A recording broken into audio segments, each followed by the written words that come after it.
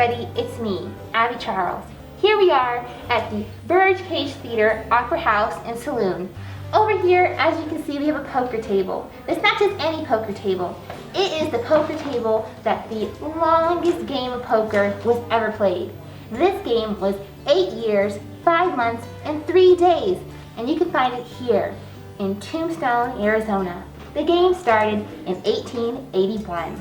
The starting bid was $1,000. And the most interesting thing about this establishment is this is not a building that has been recreated. This is the original building. You can feel it, the energy in the walls as you walk through.